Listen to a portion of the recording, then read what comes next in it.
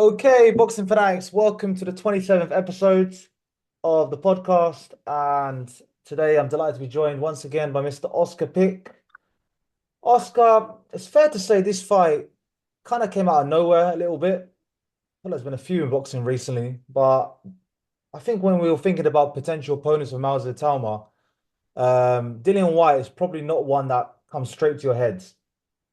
So we have one fighter, obviously, in Moses Itauma, who's, the heir apparent, who's, touted to be this next, next big star, take over the division. And then you got Dillian Whyte, who basically has been in obscurity the past few years since he failed that drugs test before Anthony Joshua. So really, really, like, it's come out of nowhere.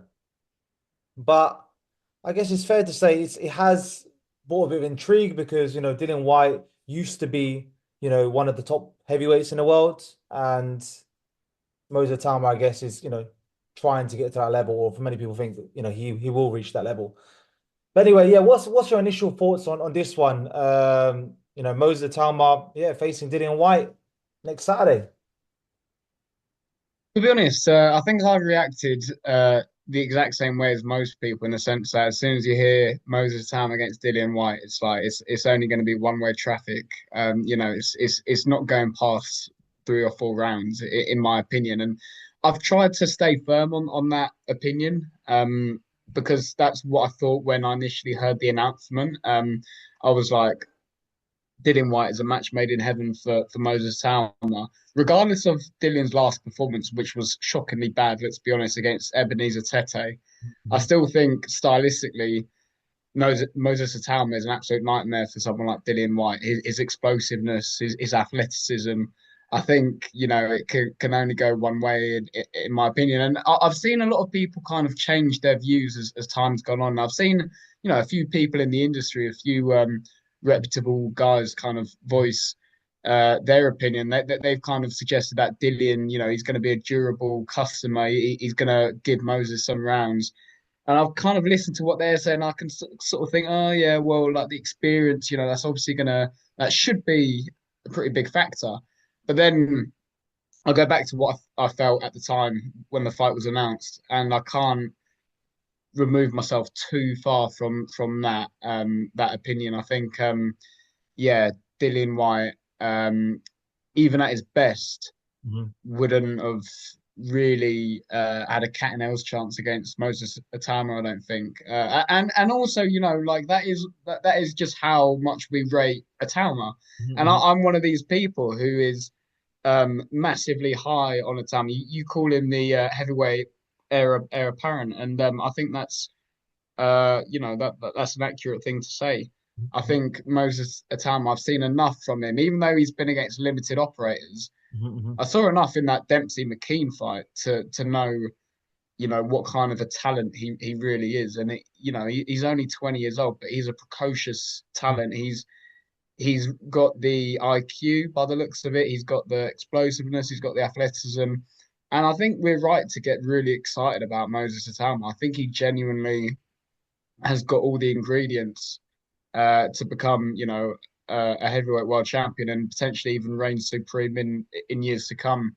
Mhm. Um, I think his mindset's quite impressive from what I've heard from him in certain interviews. He doesn't get too carried away, Mhm. and he tends to be quite locked in on each fight. I think he's the type of guy that kind of lives in the moment. Doesn't look too far ahead, and that's a great asset to have as an athlete, where you're fully focused on the task at hand in that sense. So I think everything that I've seen from Atama and everything that I've seen from White just suggests that this fight yeah, is going to be a bit of a demolition job, I think. Um, but yeah, we'll have to wait and see. What are your thoughts? Yeah, I mean, I agree with a lot of you said there. To be fair, I feel like Moses Tama is definitely the more talented of the two. I mean, but by miles, the more he's more coordinated. He's naturally more explosive. He hits harder. He might even be naturally bigger than Dillian White as well. He's like walking around at 250 pounds at the age of 20 years old. I mean, can you imagine when he's 25 and when age kicks in, he might be 260, 270. He's a massive guy for 20 years old. And yeah, I mean, from the outside looking in, it's just hard to see what department Dillian Whyte beats him in. Even a prime Dillian Whyte. And for me, the prime Dillian Whyte was under Mark Tibbs. I feel like when he left Mark Tibbs, he did go downhill a little bit. The Dillian Whyte who had that crazy left hook, that was Dillian Whyte at his best. You know, when he knocked out Povetkin, Chisora, one punch. That was Dillian Whyte at his absolute best. And at that point, I thought he was, a decent fighter. But yeah, I guess talent-wise, yeah, Moses Itauma does look to be you know, at a different level, 100%. I mean, and he's just so much more fresh. And, like you said before, White against, in his last fight, he did look awful. He did. There's no two ways about it. He did look awful. It's complete contrast. So Talma's looking like a million bucks, and Dillian White is, looking very, very past it. And I guess it's possibly another example of like using the name to kind of sell because White is a good name. He used to be a pay-per-view star. Yeah, he was a pay-per-view star. There was one point he was one of the biggest names in British boxing, which is weird to say now after he's been in obscurity for a few years. So I think it's clever. It's clever matchmaking by Frank Warren because it is a name and the casual audience be like, oh yeah, Dillian White, he used to be quite good, or he is still good. So it's good matchmaking, but yeah, it's hard to see how White, obviously we'll come on to like predictions and stuff, but it's hard to see how White, can has any chance here. So if you're White, then what is the motivation actually taking this fight? Because okay, let's start with the Ring magazine. Because of Turkey, you're going to get more for a fight like this than you normally would. Because usually, when you face an up and coming prospect who's not a household name yet, a town was not like Anthony Joshua coming through. Anthony Joshua coming through was already, in my opinion, was a bigger name already. He was more marketable than a Talma, in the beginning stages anyway. If we're looking at the whole package, Joshua was, really, really popular very quickly. A Talma's not a household name yet. So you know, you're not going to get as much fighting him basically. So really, I mean, in some ways, you're looking at high risk, low reward. Okay, with Turkey, maybe it's medium rewards. So, what is the motivation then? Is it just money? Because, if Dillian White loses this fight, it's got to be it. And he could lose. There's a very good chance he'll lose in brutal fashion and get knocked out. So, why is he taking this fight, do you reckon? I think you said it right there. It's the money. And you mentioned at the start of this podcast where Dillian White failed that drug test ahead of his scheduled fight with Anthony Joshua, the rematch. And he went down the legal route, which a lot of these drug cheats do. They get lawyers involved, and they kind of put UCAD and these testing agencies into a bit of a corner where they're not really able to kind of fight that battle. And obviously Dillian White got away with it, so to speak. He brought up the contamination excuse, like we hear time and time again. Didn't have to serve a ban or anything. So I think Dillian's probably looking at the dwindling years of his career and thinking to himself, well, I'm not going to win a world title. Like he's probably going to be quite realistic with himself and be like, yeah, I'm not going to get to that level. He obviously got knocked out by Tyson Fury in his only world title shot. So he's probably gone. I know he had that rubbish fight against Tete, and then the one before was against Christian Hammer. Again, not exactly setting the world alight with his performance. He's probably just maximizing the money he can squeeze out of the sport until he eventually calls it quits. And he probably will retire after this fight. He'll probably, he's 37 years old, and he'll go out on a big payday, probably get brutally knocked out. And I doubt he's gonna want to fight after that. And I wouldn't want to fight after that. I think he'll be, he'll run out of options. So he's looking at it as a cash out. He knows he's not got long left in the sport, and yeah, I see him getting ironed out in a few rounds. So it's probably not going to end too well for him. But to counter that, could you like why, because when I'm thinking about it, it's like, okay, maybe the Joshua fight wasn't there, but I guess that's it then, because we have to imagine then that if the Joshua fight was on the table, he would have taken that instead, because he would have got even more money for that for the rematch than he would have. So yeah, you're probably right. It probably that was the best option. That was the best because he has been in obscurity. He hasn't had many opportunities. So I guess it's a big opportunity at this point. When you've been literally out of the picture for a few years, yeah, it's true. Like it's a big opportunity. You're gonna get well paid. And yeah, then he can potentially sell into the sunset. It's actually true. So I guess, yeah, I guess maybe it is about the money. I mean, Yeah, I mean, looking at this fight, it's hard to see any other outcome really.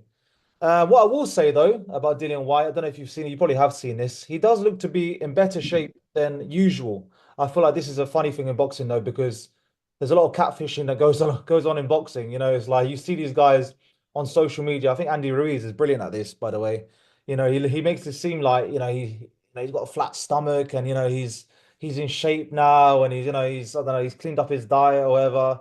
And then he turns up on fight night looking terrible.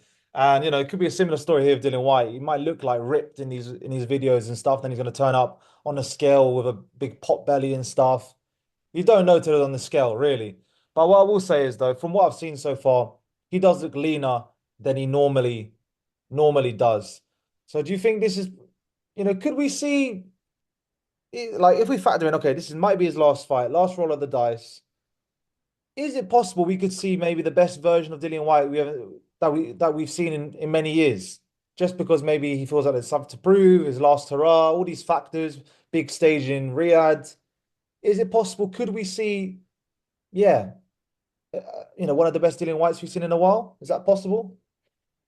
Well, I don't think that's possible. I do agree with what you're saying about him looking to be in better shape.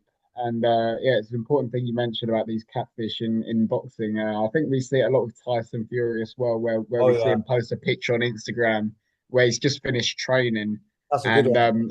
he's looking in much better shape there than he is on fight night and every other day of the year, basically. But yeah, obviously with Dillian White, he does seem to be in better shape. I know that he's come into the ring in awful shape before, like for some of his fights. I don't know what goes on because he always, regardless of the failed tests and everything else, he always comes across as quite a tenacious character. He's got big ambitions. Despite his lack of ability, so it amazes me sometimes when he comes to the ring in such poor shape because you'd think he'd be training really hard and stuff. Yeah, But yeah, he's done that in the past. It doesn't look like he's going to be doing that for this fight. But I still think, it it's hard to predict that we're going to see the best version of Dillian White, where he's 37 years old. There's plenty of wear and tear on that body of his for sure. I know he's had a lot of injuries in the past. He's had a lot of tough fights. Those wars with Derek Chisora, yeah. getting brutally knocked out by Povetkin. The Mm. Fury fight was quite a bad knockout as well. And he's vulnerable, Dillian White. He really Yeah, is. He's shown that in his defeats. He's vulnerable to those types of shots. And if anyone can deliver those types of shots, those real knockout shots, it's Itauma. yeah, Itauma's got a tremendous power, more so than Povetkin. mhm, Probably you could even argue more so than Fury in terms of power, raw power. yeah, You could yeah. argue Moses Itauma's a bigger puncher. Mm. So yeah, I think given everything that I've just said there, it doesn't look likely that we're going to see the best version of Dillian White. But again, I could be wrong. Yeah, that's a great point. And Tyson Fury, that's a brilliant shout about the catfishing as well. That's actually one I'd put him up there in the catfish league, to be fair, because there's so many times you see him and you feel like, yeah, he's going to be lean this time, and he always looks. But I guess look, it's not a bodybuilding competition. We've seen it many times in boxing. And the heavyweight division, because it's so heavy, sometimes it's hard to look ripped. Like, Anthony Joshua is, I guess, a bit of an anomaly in a way. He's just that big and that ripped. Because even Moses Itauma, to be honest, he's not like ripped. He has got a bit of flab is a strong word, but he's softer appearance than someone like Joshua. He's not like completely muscle bound. Um, but yeah, I do think it's interesting that White is light. Well, I say he's lighter. He looks leaner. Is that testament to him, cutting weight? Is that testament to him training harder? It's interesting, really. I guess we're going to find out. I'm really, really intrigued to see what he look like on the scales. I hope it's not catfishing. I hope he does look in good shape because that will help sell the fight a bit more as well. People might be like, "Oh, Dillian White looks good." And Dillian White actually, when he was first coming through, actually was in really good shape. Actually, he used to have like visible abs and stuff like that. And it's strange when you see them kind of lose their shape over the years. But anyway, in terms of the fight itself, let's play devil's advocate here. I think Tauma's the rightful favorite. I've seen on the bookies as an extremely strong favorite. I think I saw 1-14 on Sky Sports when I checked earlier. So massive, massive favorite.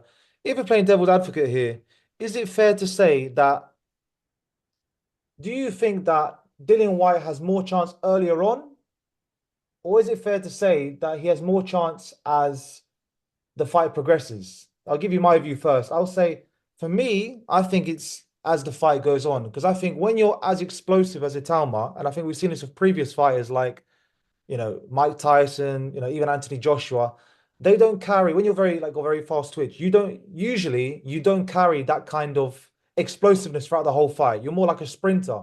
So those first few rounds, you're very dangerous. As the fight goes on, I think naturally you are going to slow down.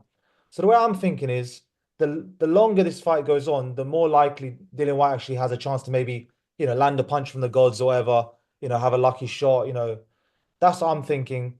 Because Itauma should slow down. He should slow down because he's very explosive. That's how. What do you think then? Do you agree with that, or do you think like no? Well, White actually might be more sharper in the early rounds, and he might actually land maybe a left hook if Itauma's maybe over ego or something like that.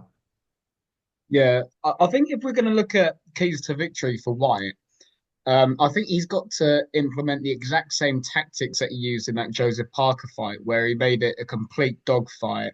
It was ugly at times, weren't great on the eye, and I think it was it was a really rough and ready fight where he got away with quite a lot that night, actually, Mm, Dillian. From a refereeing perspective, he could have been docked a few points here and there for excessive holding and kind of using his body. I remember he was almost like body slamming Parker against the ropes at times. It was, but these are the kind of roughhouse tactics that might work against, a polished operator like a Talma.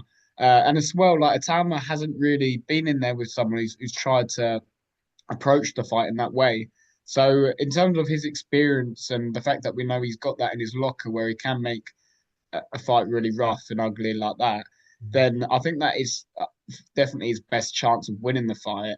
I don't necessarily subscribe to the belief that the longer it goes on, the more chance that he's got. Because let's not forget, he's got the chance of landing a lucky shot, but then the longer Tauma's in there, mm, he's equally got a chance of landing a big shot. So, and also Dillian's never been one to display a great gas tank in the past.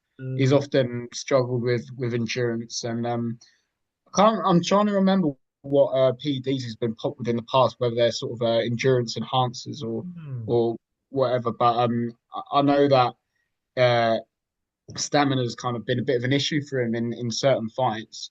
So I think, yeah, I don't necessarily believe like the longer it goes on, the more chance he's got because I could see him gassing out quite early. To be honest, I could see him getting overwhelmed by the speed and explosiveness of a Talma, and that will sap so much energy out of him. I don't think he'd be able to, cope. That's why I see it ending so early because I don't think he'll even be able to survive, much after that.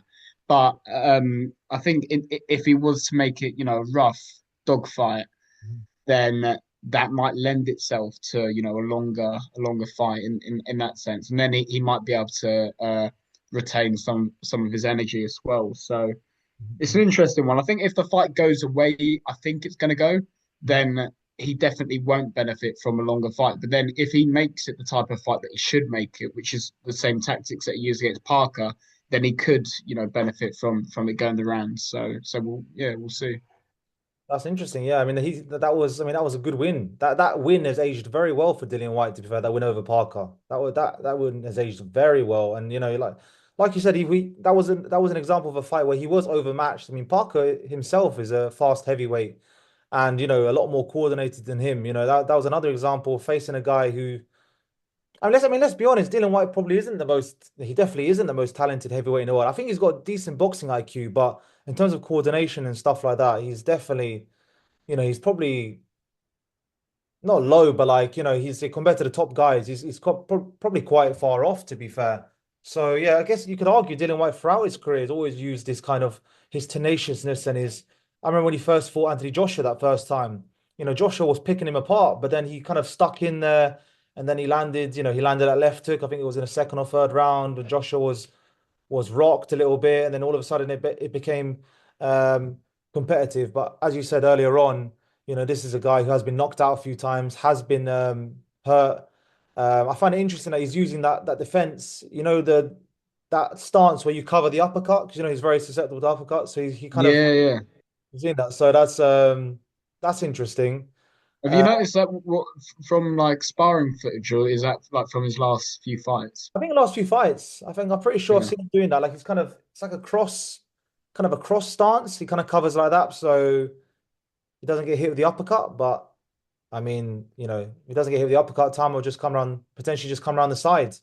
Yeah. But Or just send a massive right hand tearing down the pipe. Like he'll find a way to hurt Dillian, I think. what's interesting is that we haven't actually had a press conference, which I actually find quite intriguing. So this week, I assume it's going to be this Thursday or the usual day. Does Dillian White have a chance here to get into Itauma's head? Because I'm thinking, if I'm Dillian White here, surely, I don't know I don't know if stick it on him is the word. I don't know if you should. I don't know if Dillian White should try to intimidate Itauma. It's interesting. I mean, what do you think about the press conference? Do you reckon we can see some sort of tension there? Do you think Dillian White is going to should he try to basically prod Itauma? Because no one's done it. Let's be honest. Itauma's never fought someone as hostile as Dillian White. Let's be honest. He's not fought anyone hostile, really. Someone who's as alpha as Dillian White, to be fair, who, who would fight you in a street fight. He's not like, he's not a guy who's, just a boxer. He's a guy who's, kind of rough and ready. So yeah, I mean, what do you reckon? What are you expecting ahead of this press conference? And do you think this is an opportunity for White actually to maybe get into Tauma's head and maybe get a little bit an advantage? I mean, just a little, yeah, maybe a little tiny advantage going into the fight on Saturday. Yeah, I think he definitely should do that. And I'm like you, I would have liked to have seen a earlier press conference just to see, if Dillian White was to kind of try and rattle Itauma, it would be interesting to see how Itauma responds to that. Because as you say, he hasn't had anyone really stick it on him. Mhm. And coming from someone like Dillian White, Itauma might actually respect Mhm. more because I've say in certain interviews like Dylan White was kind of that pay-per-view star while he was rising through the ranks, and he kind of I think there's a bit of respect for Dylan White from Itama. So like if Dillian then starts kind of chatting all this nonsense, then Itama might think, oh fucking hell, like Mhm. he's in a proper fight here, and then it'd be interesting to see how he responds. I think Itama's the type of character though where none of that would really bother him. Obviously we won't know until we see it, but he's a very stoic, Yeah. calm type of guy, and I don't think he'd get flustered by that. But you never know. But to be honest, I don't think Dillian White will try any of that at the press conference. I think for one, it's a Mhm. bit too late. Like Mhm. obviously he can say a few things that might rattle him, but that's why an earlier press conference would have maybe been better for the mind games and that kind of thing because you can plant that seed Yeah. early on, and then they've got experience that throughout training camp and stuff. Um, so we could say a thing or two at the press conference, but equally, I don't think that he will because it goes back to what we were saying before, where I do think Dillian's just looking at this as a cash out, and I don't think obviously he's training hard, I'm sure, and he's getting himself in relatively good shape for his standards. But I Mhm. still don't think deep down he really believes that he's going to beat a Talma. I don't think he does. Fair enough. Fair enough.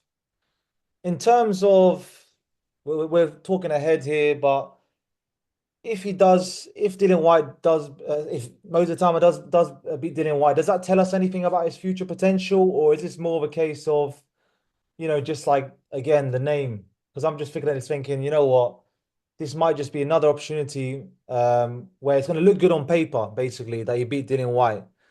But if we take everything into account, the fact that Dillian White's 37 years old, he's probably not at his best. I mean, yeah, for the is this fight going to tell us anything about Moses Talma really, or is this just another? Is this just a good marketing tactic um, by Frank Warren and Queensbury? No, I think it's definitely clever matchmaking. I think they know that fighting Dillian White isn't too big of a risk. But at the same time, a win over Dillian White at this stage of Moses Atama's career is still a good little scalp. I think, Atama, it's easier for us to forget, but he's still an up and coming prospect. he hasn't beaten anyone like Dillian Whyte. I think the given the experience of Dillian Whyte, he has to be regarded as Itauma's toughest opponent. And even though like obviously it's a bigger event where he's headlining and whatever, Yeah, it yeah. still kind of makes sense for his trajectory, I think, to fight someone that did like Dillian Whyte at this stage. And then, beyond that, I'm not saying that, you can chuck a Tama in with, well, you probably could, to be honest. You probably could chuck him in with a Joseph Parker or an Ajit Cabell, because I think he's probably not even that far from that level.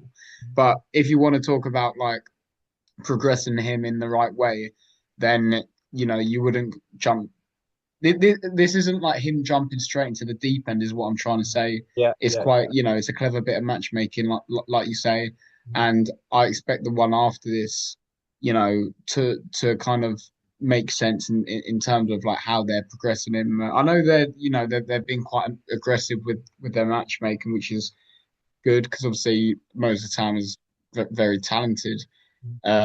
But if he takes a bit of a sideways step after this fight against, I don't know, like an Otto Wallin, because I know like he was mentioned as a potential opponent before, then I don't think fans can really, complain about that because he's still a developing prospect, and the more experience he can get, the better. So I could see that happening, and Otto Wallin, in my opinion, someone like that is of a similar level to Dillian White at this stage. Mm. So it's like a Jermaine Franklin, for example. Yeah. These would be like sideways steps that he could Mm. quite easily take after White, but it is still a step up, obviously.